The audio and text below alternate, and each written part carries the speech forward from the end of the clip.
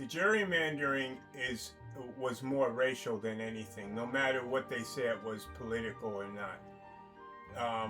When the Supreme Court judges made that ruling, um, which limited black voters where they don't have any representations for themselves, as far as with black representation, and a lot of the areas over there aren't even they they, they have, what was it? Tennessee only had one district over there that was black, and then they went and gerrymandering and started spreading them all over Tennessee, where it weakens the black vote.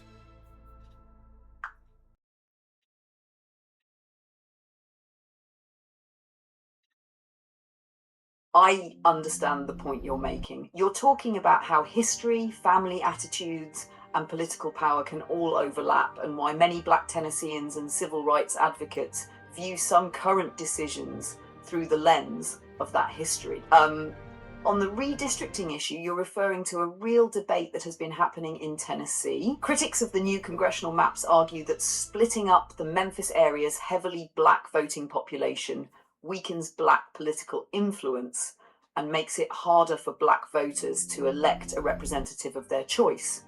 They describe that as racial vote dilution. Supporters of the maps argue that redistricting is a political process and say the changes are about creating districts that reflect population and political considerations, not race. The legal question is usually not just, did this affect black voters, but was race the reason it was done? That distinction is why these cases become so complicated. Courts look at evidence like the shape of districts, the history of the process, lawmakers' statements, and the effects on voters. You're also raising a broader point about how beliefs can be passed down through generations. That has been studied in many places. Families and communities can pass along values, fears, and prejudices, but they can also pass along changes in attitudes, activism, and support for equality. People and communities are not all moving in the same direction. The Tennessee situation is part of a much larger national argument, whether certain policies are simply political decisions or whether they recreate older patterns of racial exclusion in a new form.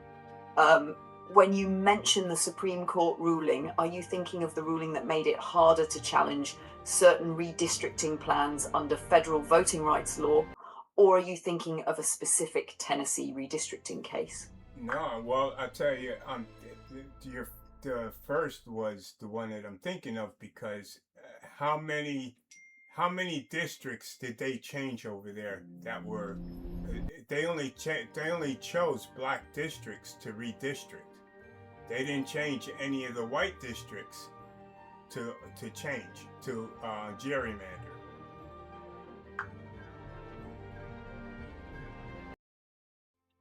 Yes, I understand the specific point you're making.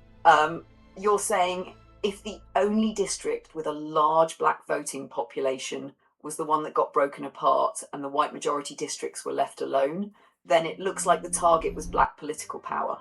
That is the exact argument that critics of Tennessee's map have been making. The new map split the Memphis-based district, which had been the state's only majority black congressional district, into three different districts.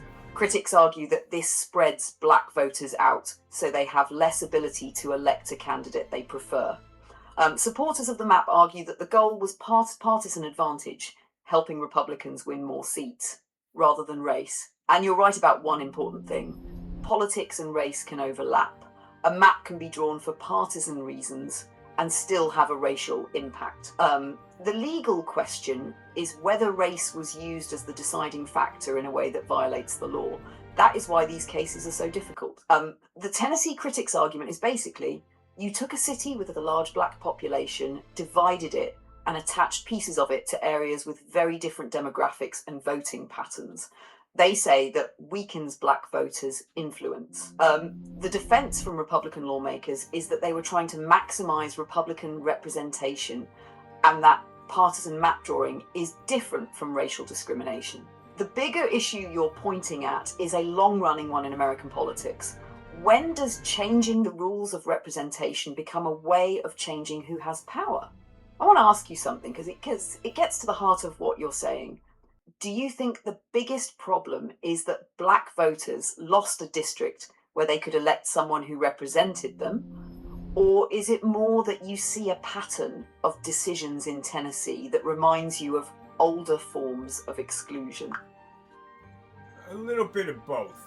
Um, the black voters in Tennessee being diluted, their voices being diluted, does not help the black population.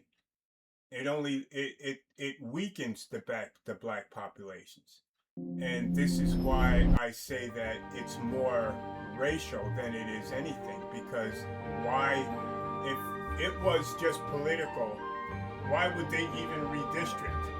Because Tennessee is majority, the districts are white. So why would they go and choose the black districts to liquid, to thin out, instead of going through the whole Tennessee state and spreading out the whole Tennessee state? You know,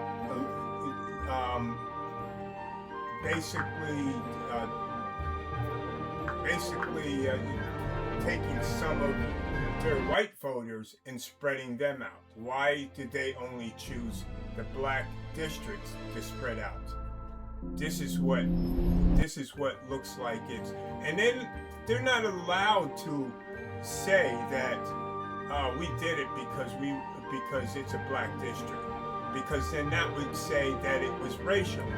So they have to say it was political, because it's legal for them to do it politically, but it's not legal for them to do it racially.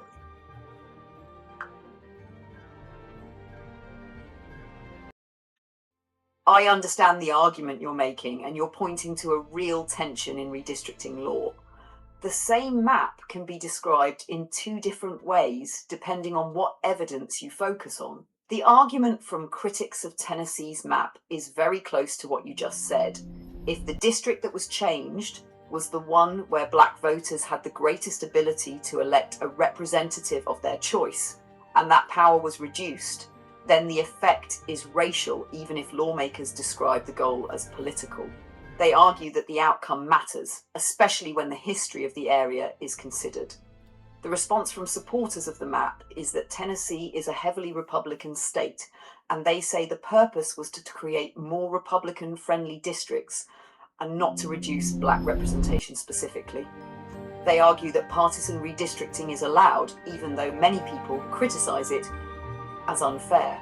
And you're also right about a key legal issue. Lawmakers generally cannot say, we drew this map to weaken black voters. That would be strong evidence of racial intent and could violate voting rights protections. So courts often have to look at indirect evidence, the map itself, the process used, the history, demographic data, and statements by officials. This is why redistricting cases are so difficult. A court may agree that a group's influence was reduced, but the legal question becomes, was race the main reason, or was it partisan politics? Sometimes those two things overlap, because race and voting patterns in the United States have been closely connected for a long time. You're raising one of the central questions in American democracy. If a group has the numbers to have a meaningful voice, but the boundaries are changed so that voice becomes weaker, is that just politics, or is it unfair exclusion? I'm curious, when you look at this issue, do you think the best solution would be independent commissions drawing districts instead of letting state legislatures draw their own maps? Exactly. Independent. I think that would be a whole lot better. Because then you have, with independent, um, you have different races making a decision, and not just one race making a decision. Um, the decision, the way they did it, it took the decisions away from the blacks in order to have representation. They took that decision away from them. They took that right away from them. And for me, I believe it was a violation of the of the rights, violation of rights for the blacks. And I understand. look at the Supreme Court. The Supreme Court, the six that are on the Supreme Court, three of them, and this includes Clarence Thomas. Clarence Thomas. It seems like he has turned away from his own people with the decisions that he has made. Even his speech that he had made was, to me, bullshit. So that's the way that I see it. I mean, I understand what you're saying about legal and about what the courts have to do, but the courts, looking at the Supreme Court, with the majority of the Supreme Court being Republican conservatives, they say that they're not leaning toward politics, but that's bull. I mean, with a lot of their decisions that favor the Republican Party, even shows that the Supreme Court is going political and not neutral.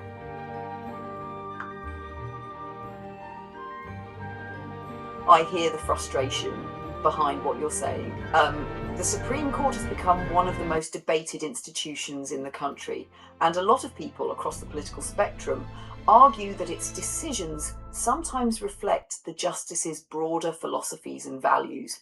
On the specific point about the court's makeup, it is true that the current Supreme Court has a majority of justices appointed by Republican presidents.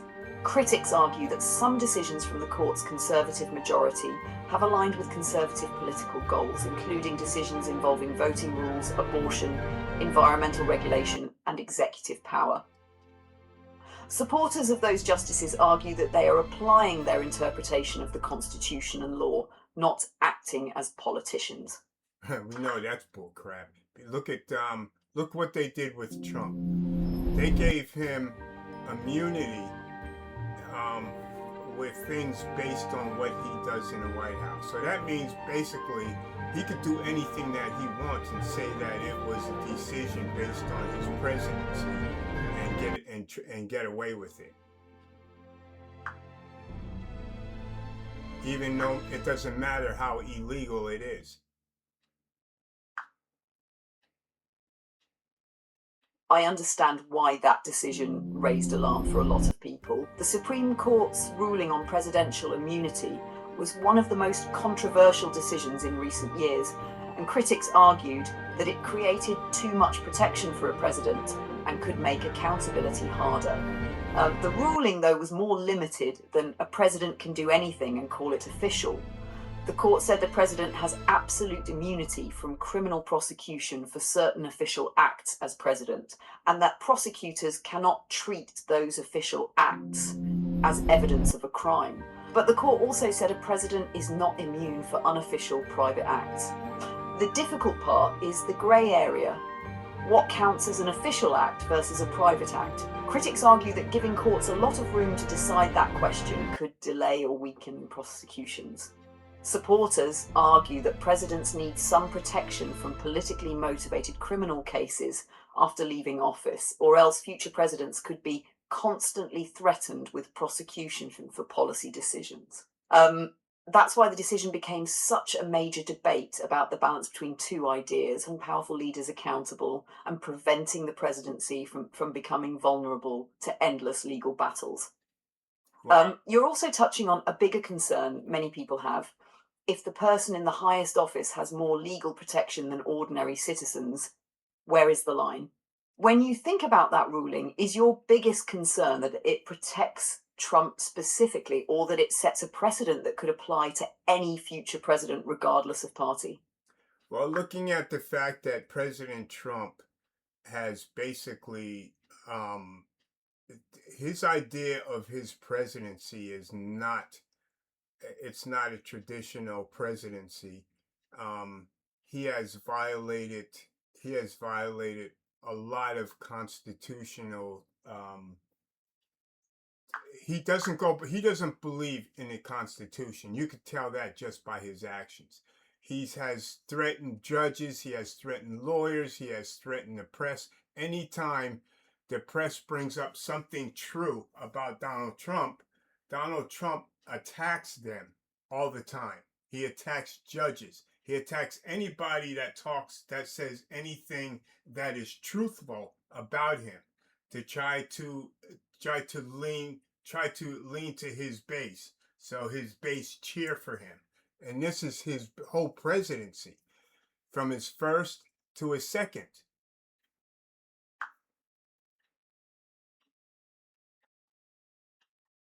I hear what you're saying. You're focusing on a concern that many critics of Donald Trump have raised, whether his style of leadership puts too much pressure on the institutions that are supposed to check presidential power: courts, the press, Congress, and the legal system. It is true that Trump has frequently criticized judges, prosecutors, journalists, and political opponents, often using very strong language. His supporters argue that he is challenging institutions they believe are biased against him, and that he is speaking directly to voters who feel ignored by the political establishment. His critics argue that repeatedly attacking independent institutions can weaken public trust in them and create pressure on people whose job is to provide oversight. The constitutional question underneath all of this is about checks and balances. The US system was designed so that no president, Congress, or court would have unlimited power. Presidents have broad authority, but they are also expected to operate within limits set by the Constitution, laws passed by Congress, and rulings from the courts. The debate around Trump is especially intense because people interpret the same actions very differently. Some see him as disrupting a system that they believe was already unfair. Others see him as testing or weakening the guardrails that keep presidential power from becoming too concentrated. One thing that is clear is that his relationship with the media and the courts is unlike that of most modern presidents. He has made attacks on those institutions a major part of his political communication.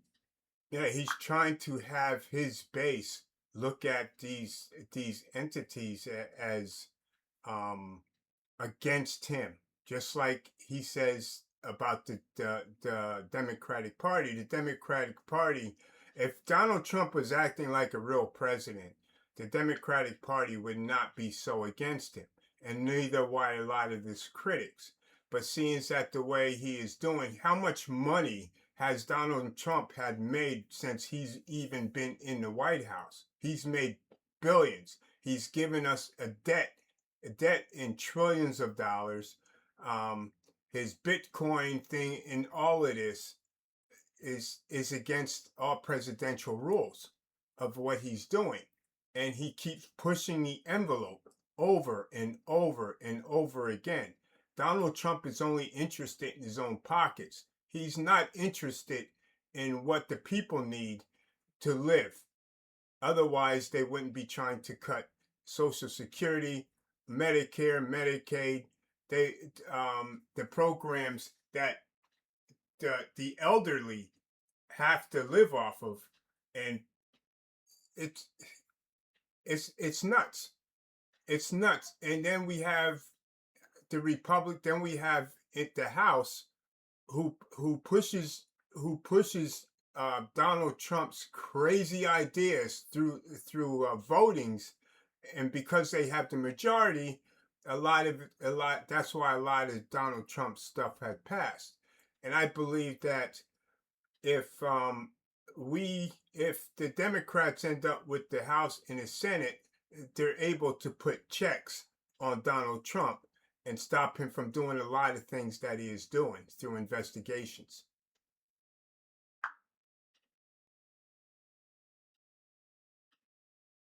I hear the bigger point you're making. You're concerned about checks and balances, and whether the institutions that are supposed to limit presidential power are strong enough.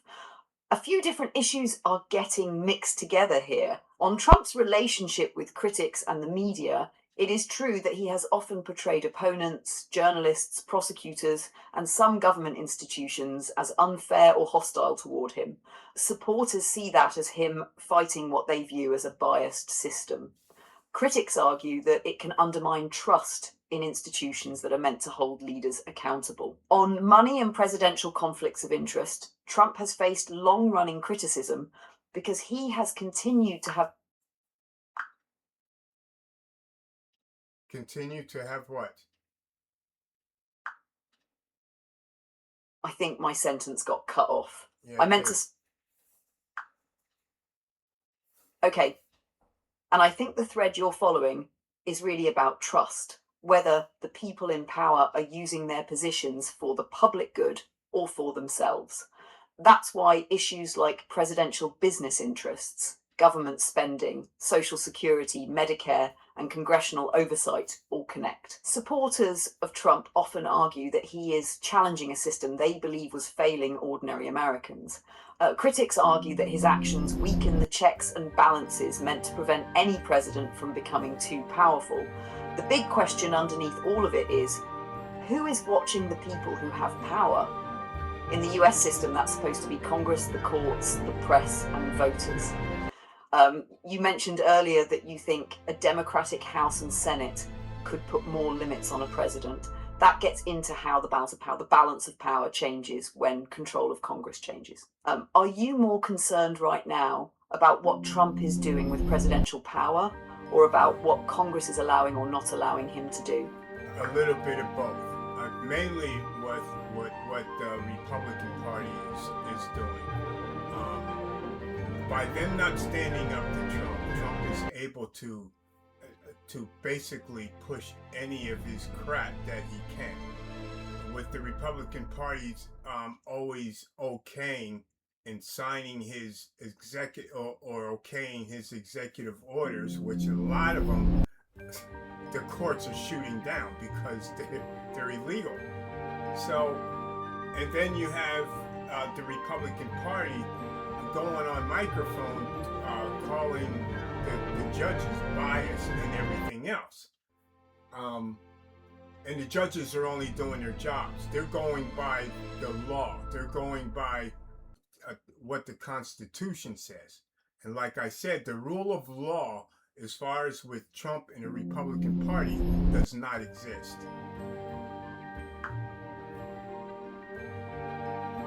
I understand the concern you're raising. You're talking about the role of checks and balances and whether a president's own party has a responsibility to challenge him when they believe he is going too far. One of the unusual things about Trump's presidency has been the level of loyalty he has received from many Republican lawmakers. Mm-hmm.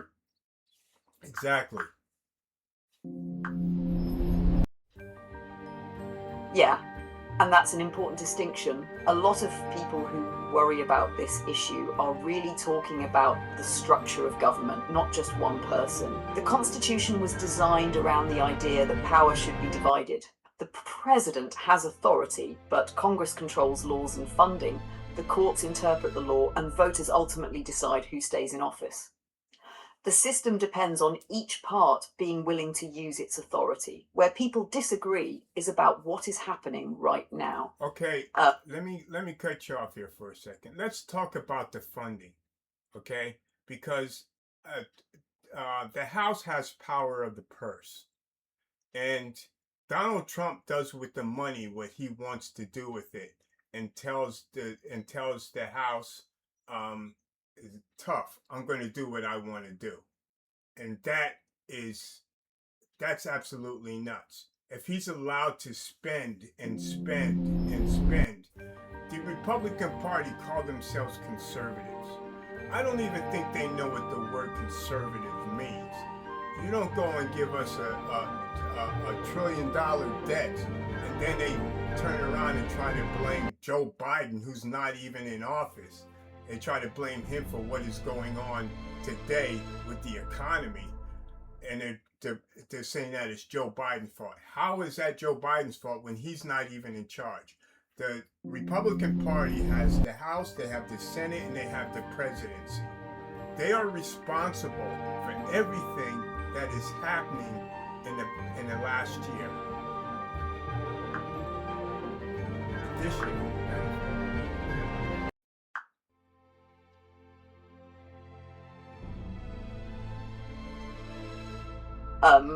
I hear the point you're making, and you're focusing on something very important in the Constitution. Congress controls the power of the purse. That means the House and Senate have the authority to pass spending laws, approve budgets, and decide how federal money is allocated. The president can propose budgets and direct how agencies operate, but Congress is supposed to have a major role in federal spending. Where it gets complicated is that presidents do have some authority over how already approved funds are carried out. The ongoing debate is over where the line is. When does a president have discretion, and when is the president effectively ignoring Congress's spending decisions? How does the president have power over funding that's been allocated to certain programs that he automatically shuts it down, and he takes the funding and puts it on his big beautiful bill? How is that even possible?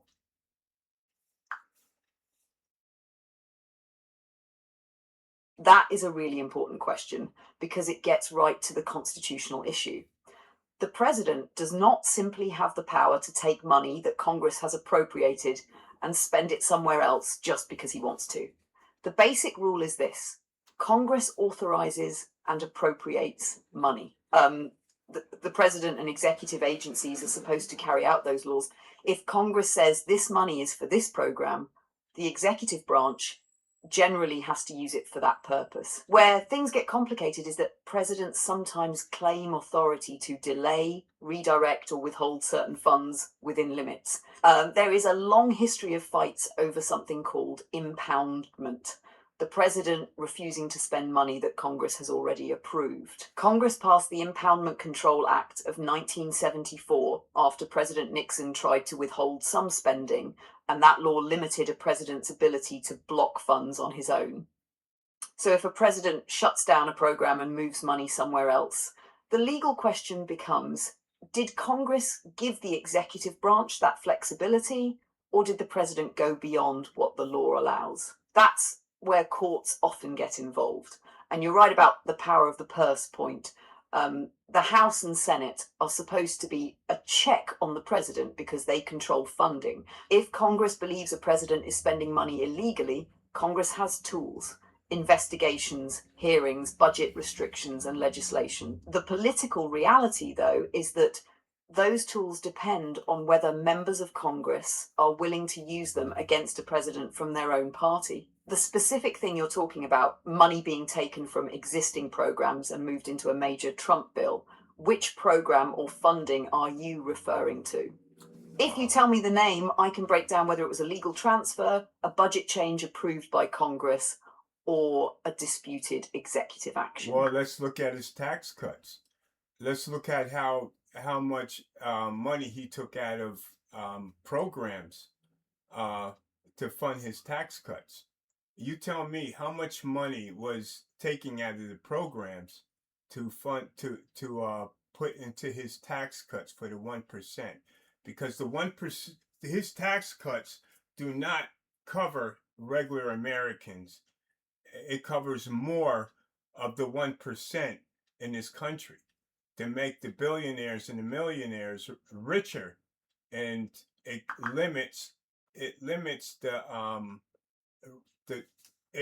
the middle class to practically nothing. And with the cost of living right now being so high, any tax cuts that are coming from the big beautiful bill to the lower class is nothing.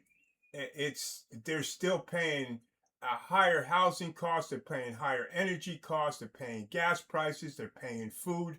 So that little bit of money that might come from the big beautiful bill to the lower class means nothing at all.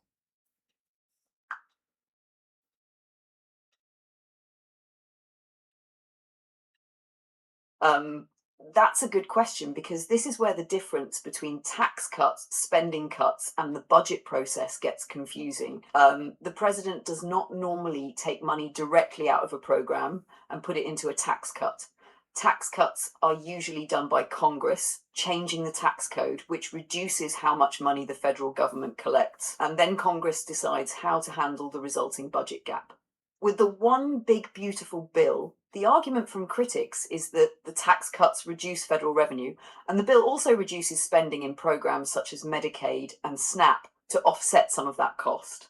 The Congressional Budget Office estimated that the bill would reduce revenues by about $3.7 trillion over 10 years and reduce non interest spending by about $1.3 trillion, while still increasing deficits by roughly $2.4 trillion over that period. Okay, So let me ask you something. With with what is Trump doing, how does the middle class and the poor survive off of everything that he is doing? They don't benefit at all from this. Even healthcare prices has risen. That for me, that means there's going to be more deaths in the United States than normally when Joe Biden or Barack Obama or any other president was in office.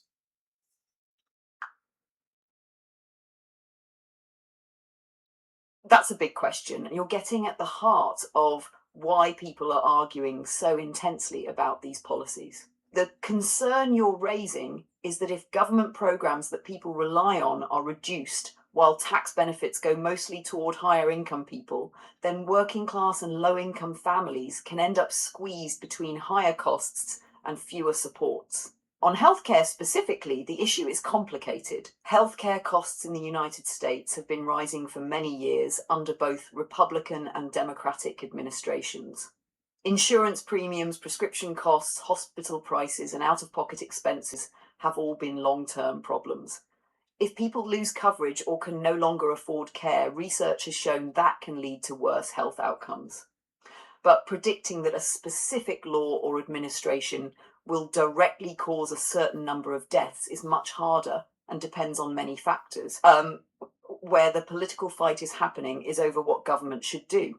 One side argues that reducing government spending and taxes helps the economy, creates jobs, and lets people keep more of their own money. The other side argues that cutting programs like Medicaid, food assistance, or other supports puts vulnerable people at risk, especially when wages and living costs are already a problem. And you're pointing out something many economists discuss. A tax cut can look very different depending on your income. A small tax benefit may be noticeable to a wealthy person as extra savings, but for someone struggling with rent, groceries, insurance, and utilities, it may not change their day to day life very much. The question underneath all of this is really, should government prioritize lowering taxes and reducing spending, or should it prioritize maintaining programs that help people afford basic needs? When you talk about healthcare, are you mainly worried about people losing Medicaid coverage or about the overall cost of insurance and medical care going up for everyone? The latter. Um, People struggling now, and for them to have higher costs in healthcare doesn't make things better for them. It makes things worse for them. That means if they have children in the homes and they're living off a really low wage for food and groceries and rent and gas and everything that they use every day to take care of their families, to go to work, um, to afford things, to fix their vehicles, for raising cost in energy. Um, all of these things matter when it comes to the lower class. And when we elect when we elect people to put in office, we elect them to help us. We don't elect them to help a president who is trying to enrich himself. It's crazy. And that's exactly what Trump is doing. He's enriching himself, and he's enriching the billionaires and millionaires, and he's enriching his family. This is what his plan is. He doesn't care about the middle class or the poor. If he did, he wouldn't be doing the things that he was doing, and he would be trying to do things better to help the middle class and the poor.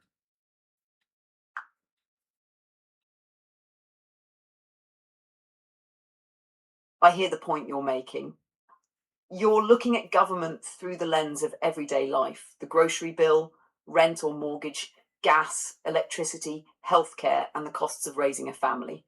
For many people, those are the things that determine whether a policy actually helps them. That is also where a lot of the political disagreement comes in. Like, critics of Trump's approach argue that tax cuts and policies that benefit corporations and higher income households do not necessarily translate into immediate relief for families struggling with basic expenses. They argue that if healthcare, housing, and food costs keep rising, a tax break may not be enough to make a real difference. Trump and his supporters argue the opposite. They say lowering taxes, reducing regulations, and encouraging investment will grow the economy and eventually help workers through jobs and higher wages. The debate is over whether those benefits reach ordinary families quickly enough and whether they outweigh the effects of cuts or changes to government programs. So, what they're saying, what the Republican Party is saying, is that it grows the economy, so they expect the trickle down effect. The trickle down effect never worked for anybody. It has never worked. I mean, it might have worked when it first happened, when who was it? Reagan had started the trickle down effect, but it doesn't work. People still living in poverty. I mean, any other country, you don't have people living in tents underneath bridges. Only in the United States, not, well, I can't say only in the United States, there are other countries too, but the United States is supposed to be the richest country in the world. We're supposed to be a democracy that that we can take people off the streets and give them a home, give them food. We don't leave them laying out there in the streets. And with the policies that the Republican Party are pushing, and then they complain about people living in tents, and they're the cause. They're one of the causes of these people living homeless. And they they're something else. They really are. And then they blame what they do. They blame the Democrats for doing, and they're actually doing it today.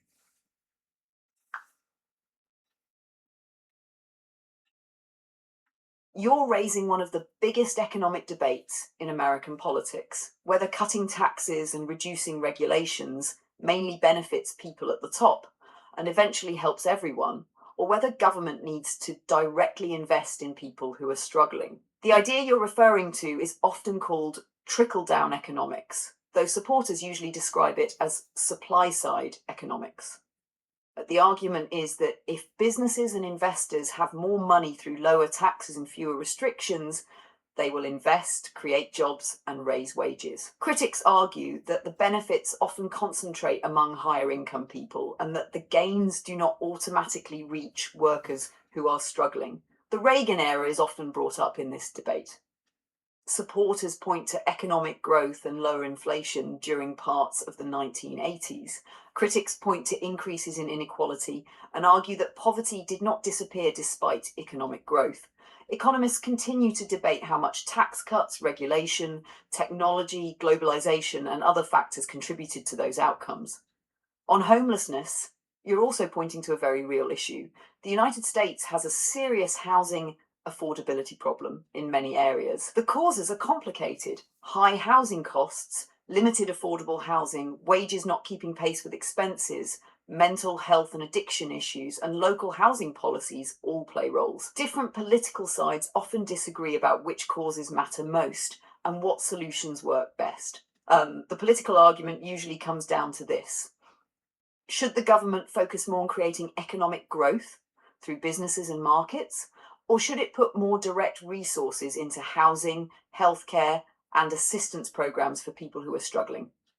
And you're right about one thing: economic growth by itself does not automatically mean every person is doing better. A country can have a growing economy while some people still feel left behind. You mentioned people living in tents and under bridges. That issue has become a major concern in many American cities. Do you think the biggest solution is more government-funded housing and services, or do you think the country needs a different approach to jobs, wages, and the cost of living first?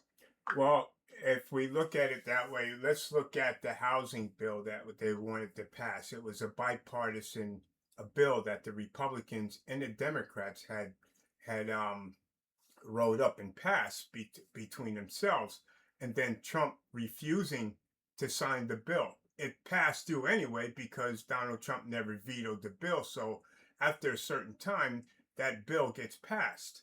And that's what had happened. That's the only way it was passed. It wasn't passed because Donald Trump signed the bill. Donald Trump wasn't going to sign the bill. He was going to leave it go. And how was that going to benefit any of the people that need housing? And then they tried to blame, now that the Republican Party is trying to blame immigration on housing. How is that? How does that work? It doesn't work. Not at all.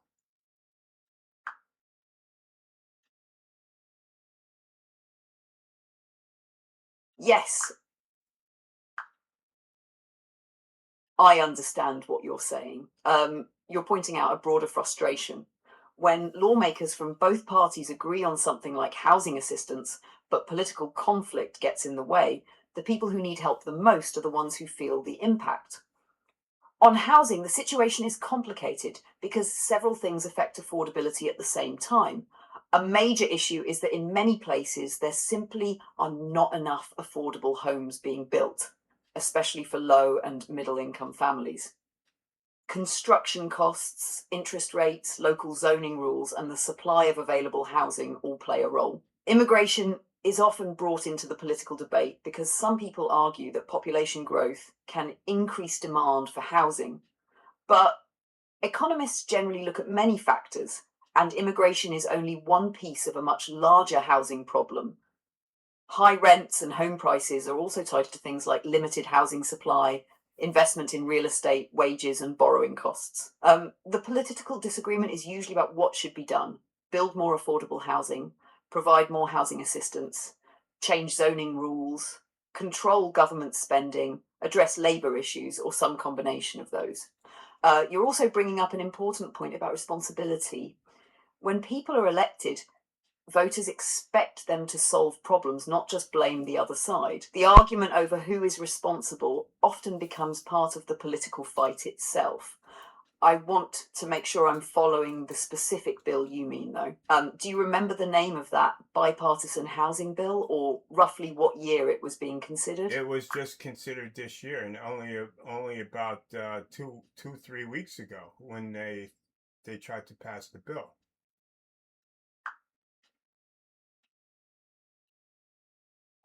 Yes. So it was the one Trump refused to sign. Um, I forgot what I was going to say on this one thing. You know, basically everything that we had talked about right here, um, it makes. I think I have proven a point about the Republican Party and Donald Trump on how bad they look on this economy. Um, the economy is worse than what Biden or Barack Obama or anybody else. Trump has Trump and the Republican Party has given us an economy that that sucks.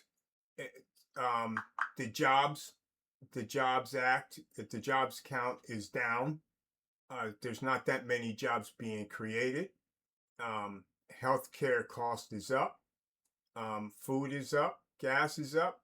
Everything that the lower class needs to survive in this country is diminishing under Donald Trump's rule, and that's what he thinks he is. He thinks he's a king, so he thinks he's ruling, and he does rule the Republican Party because they do anything that he wants them to do, and that's because I think that they're more afraid of getting primaried by Trump when in fact when they're destroying our economy the way it is, they're going to be primaried anyway from the voters. And this is what confuses me. If I was in their position, I would be doing what my constituents wanted me to do and not what Donald Trump wanted me to do. Because not only does his decisions affect the blue states, it affects the red states also. And this is why my argument is Trump does not care about anybody's constituents in any state. He only cares about what Donald Trump wants.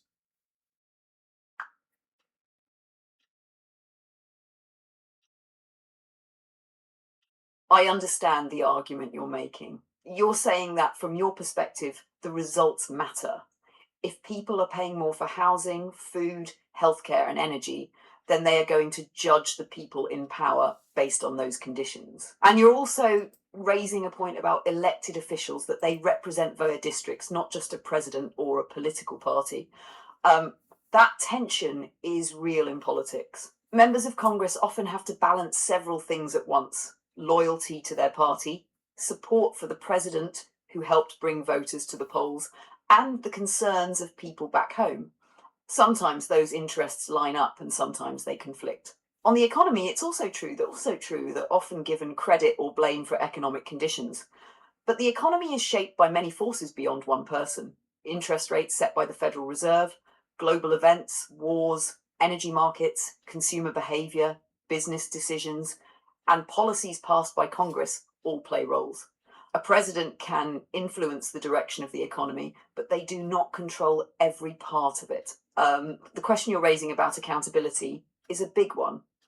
If a party controls the White House and Congress, should voters judge that party based on what happens during that period? Many voters do exactly that. Others look at longer term trends or factors they believe were inherited from previous administrations.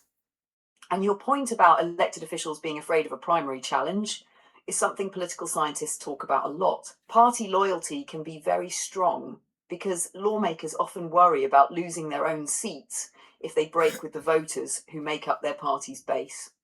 You've been focusing on one central theme throughout this whole conversation: whether government is working for ordinary people or for political interests and powerful groups. Sorry, guys, I seem to have lost my guest. She is on a flight, so I kind of expected it to happen earlier. We did have a couple glitches during the conversation we were having. And she's on a long flight, so this person, I can't mention her name. She is a federal judge, so and it's pretty great, amazing that a judge would speak on casts like this. But I promised her that her name would not be mentioned. But she laid it down. She laid all the facts down. She was completely neutral in everything, and spilled out what is fact and what is fiction. Even with me, I've made some comments that she rejected. So I guess she straightened me out also. So maybe I can get her back again at some time in the future. But for right now, I'm going to end this and tell you guys I wish you have a great day. And thank you for tuning in to my channel. This is The Independent with Giles. I guess I'll speak to you later.